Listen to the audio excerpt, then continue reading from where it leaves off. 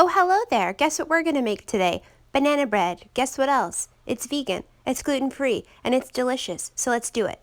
Okay, so we're going to preset the oven to a traditional 350. Boom, done.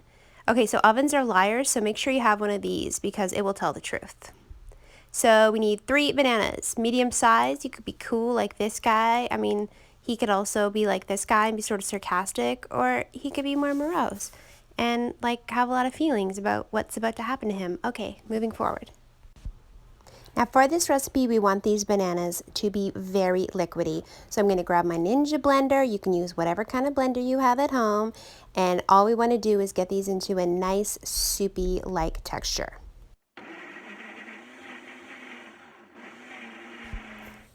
Now we're going to dump that soupy banana goo into a medium-sized mixing bowl.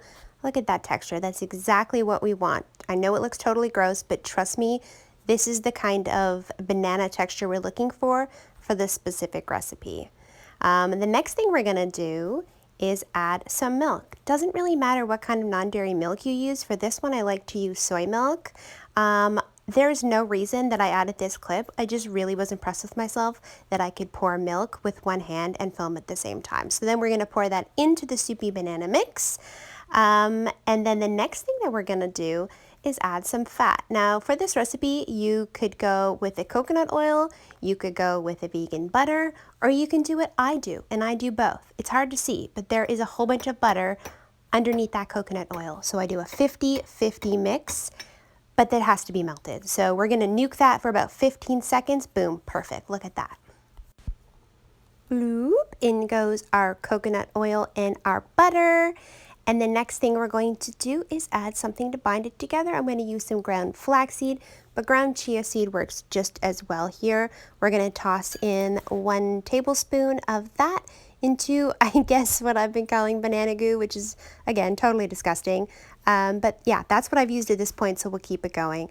We're going to toss in a 1/2 cup of sugar. I'm going to use coconut sugar, but if you don't have that, you can use a blend of brown sugar and white sugar. That should do the trick, but again, I'm using coconut sugar.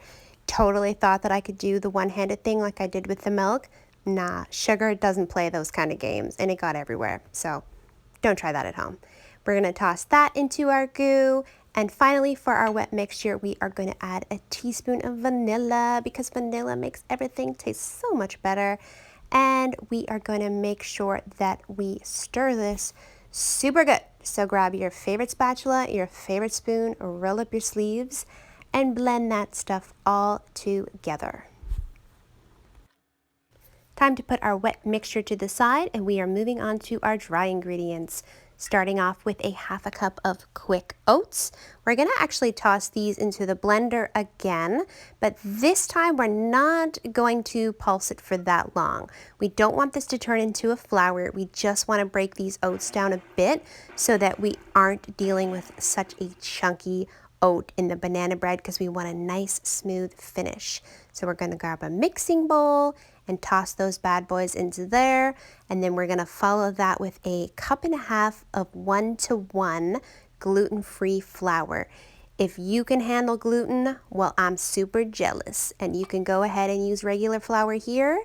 Then we are going to put in a teaspoon of baking soda, followed by a 1/2 teaspoon of baking powder. These guys are such a dynamic duo, honestly, they're in everything.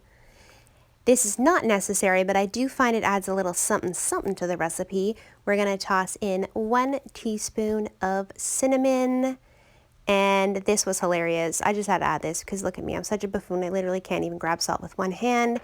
And a pinch of salt. Don't go too crazy. We just want to kind of help balance out some of those sugars. And we're going to grab a whisk and whisk it all together. Look at that. There we go. Whisk away. To become one as we mix our wet ingredients into our dry ingredients. There is not a lot to brag about when it comes to gluten-free baking. You guys that can eat gluten have it way easier, I promise you. But I will give credit where credit is due. And the nice thing about using gluten-free flours is that you really can't over stir them. So when you're mixing your batters or your doughs, you have a little bit more freedom. Now this step is totally optional, but you could add a cup of chocolate chips. Totally a great idea, or a little bit more if you want to be like me. And then we're going to just make sure that it is well stirred. So make sure that you have no more visible flour remaining in your batter. Time to prep our baking dish. I'm going to spritz it down with a little bit of cooking spray, which I realized I barely had any left and had to shake the bejesus out of it to get even a morsel. Then we're going to line it with some parchment paper. Clearly, I'm very unprepared. Totally forgot that the little metal sharp bit had broken off and is totally useless. Don't worry, I'll use that parchment paper later. Gonna use the trusty scissors and cut a much nicer shape so that it fits right into my baking dish. And the reason that we're doing this is so that it can easily lift our banana bread out once it is already baked. Our batter is going to go into our prepared pan. Now this batter is super sticky, so you are going to have to use a little bit of elbow grease to get that all into the pan. And as I say, really helpful to have a spatula because it's just really going to help get into all of those little corners and smooth out the top. That's pretty much how you want that to look, nice and smooth.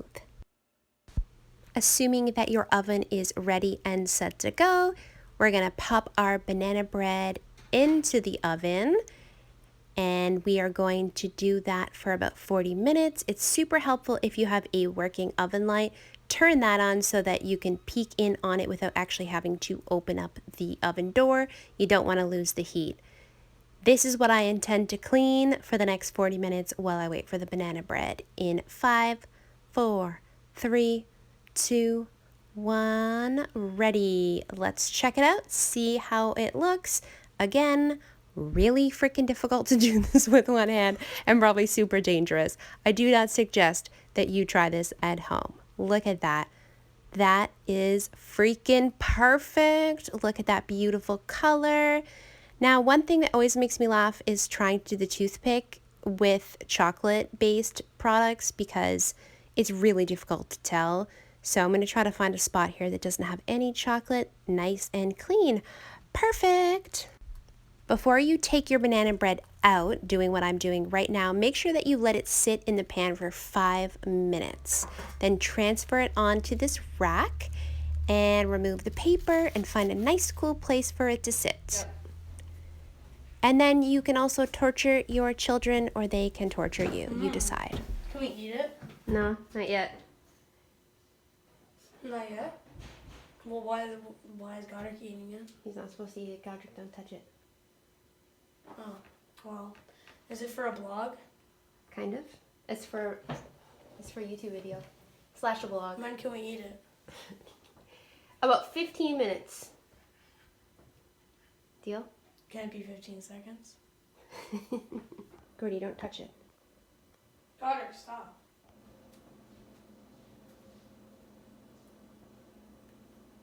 Don't touch it. So assuming your banana bread has safely been able to sit untouched for 15 minutes, you should be good to go ahead and cut into it and stuff your face full of the most delicious banana bread you have ever had. There you go. Go ahead.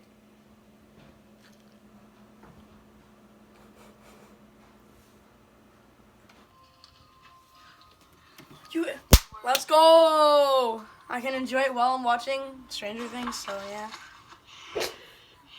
Is it good? As always, right? Mm-hmm. You can also use this giant piece of uncut banana bread as a tool to bother your teenage daughter working out in the basement by putting it directly in her face. Can I actually bite it? I know. So there you have it, the world's most delicious banana bread. Thank you for watching.